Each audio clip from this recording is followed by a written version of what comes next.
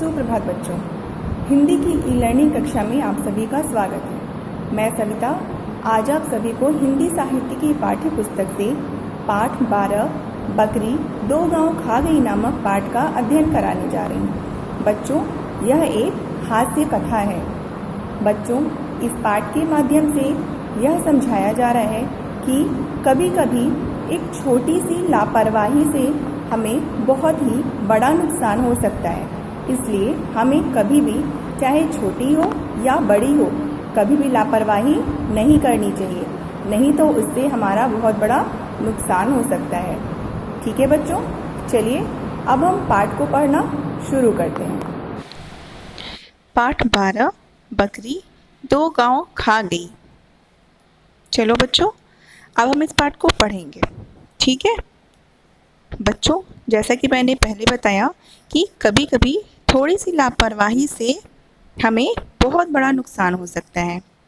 ठीक उसी प्रकार इस पाठ में भी यही बताया गया है कि बादशाह द्वारा दिया गया पीपल का पत्ता संभाल कर न रख पाने से किसान के साथ क्या होता है। चलिए इस पाठ को हम पढ़ते हैं और जानते हैं कि किसान के साथ क्या हुआ। ठीक है,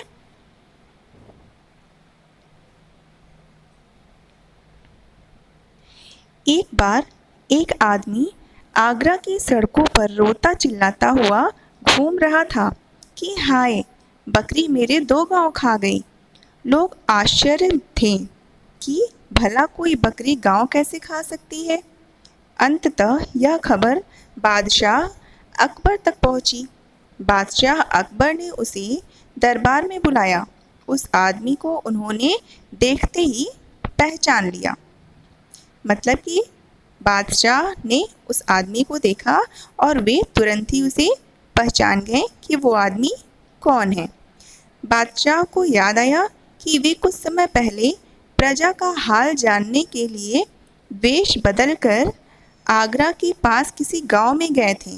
यह आदमी उन्हें वहां गन्ने के एक खेत में मिला था। उन्होंने उससे कहा था कि भाई, क्या थोड़ा सा गन्ने का रस पिला सकते हो। बादशाह ने उस आदमी से थोड़ा सा गन्ने का रस मांगा था। तो वो आदमी क्या कहता है, हाँ हाँ आप बैठिए, मैं अभी लाया। अकबर एक पेड़ की छाया में बैठ गए, यानी कि जहाँ पर पेड़ की छाया थी वहाँ पर अकबर बैठ जाते हैं। वह किसान खेत में गया, में रस निकाल करके ले आया। अकबर गन्ने का रस पीकर बहुत ही खुश होते हैं। अरे वाह, यह रस तो बहुत स्वादिष्ट है, उन्होंने उस आदमी से कहा। जी, और यह सिर्फ एक ही गन्ने का रस है क्या? एक गन्ने में इतना सारा रस? अकबर आश्चर्य से उससे पूछते हैं। मैं बिल्कुल सच कह रहा हूँ जनाब, कमाल की बात है। यह हमारे बादशाह की नीयत का कमाल है जनाब। अगर उनकी नीयत ठीक ना हो तो गन्ने में से रस ही ना निकले। अच्छा, कितना लगान देते हो? लगान लगान का मतलब क्या होता है? मतलब कि कितना आप पैसा देते हो। जी, लगान तो सिर्फ 25 पैसे ही देने पड़ते हैं। सिर्फ 25 पैसे? बादशाह हैरानी से बोले। फिर वे मन में सोचने लगे कि ऐसे रस वाले गन्ने के खेत पर तो काफ़ी रुपए लगान लगाना चाहिए। ठीक है, आगरा पहुँचते ही इसका लगान बढ़ा दूंगा।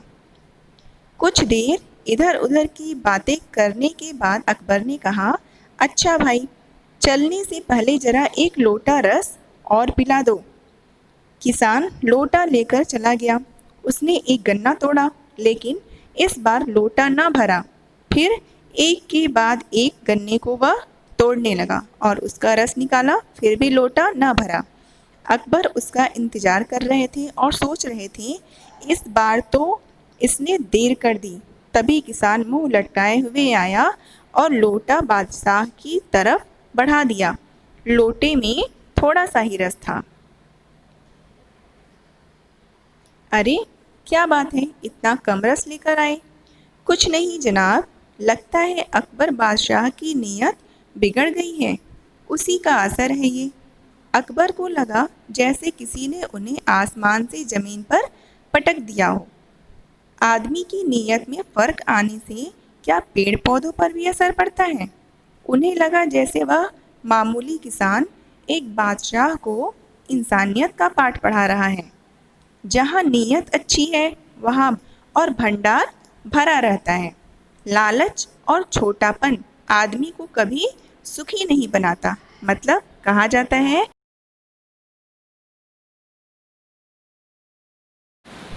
है कि जहाँ पर नीयत अच्छी होती है वहीं पर बरकत भी होती है, यानी कि बढ़ोतरी भी होती है और भंडार हमेशा भरा रहता है।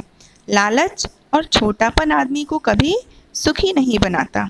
ठीक है। अकबर ने कहा कि भाई तुम जानते हो मैं कौन हूँ? किसान संशयपूर्वक बादशाह की ओर देखने लगा। अकबर बोले, मैं बादशाह अकबर हूँ। संशयपूर्वक का मतलब होता है संदेह से। ठीक है। किसान ने घबराकर पूछा, मैंने कोई गलत बात तो नहीं कह दी हुजूर? नहीं, तुमने मुझे वह बात सिखाई है जो बड़े बड़े विद्वान गुरु भी अपने शिष्यों को नहीं सिखा पाते। आज से तुम्हारे खेत का लगान बिल्कुल माफ़ किया। मतलब कि आज से तुम्हारे खेत में कोई भी लगान नहीं लगेगा। जाओ इस बार लोटा भरकर रस ले आओ। किसान फिर से खेत में जाता है और इस बार फिर एक ही गन्ने के रस से लोटा भर जाता है। वह खुश होकर दौड़ा आया, उसने लोटा आगे बढ़ा दिया। अकबर ने रस पीकर पीपल का एक पत्ता उठाया और बोले, हम इस पत्ते पर तुम्हें 2 गांव देने का हुक्म लिख रहे हैं। कल आगरा आकर पक्का कागज़ लिखवा लेना। तुम्हारे खाने पीने का इंतजाम इन गांवों की आमदनी से हो जाएगा। किसान ने पीपल का पत्ता रख लिया। अकबर चले गए। किसान काम में लग गया। कुछ देर बाद वह पत्ते की बात भी भूल जाता है। किसान की बकरी आती है और उस पत्ते को खा जाती है। जब किसान ने बकरी को पत्ता खाते हुए देखा तो वह रोने चिल्लाने लगा, यानी कि चीख चीख कर रोने लगा। अब भला उसे बादशाह कैसे पहचानेंगे?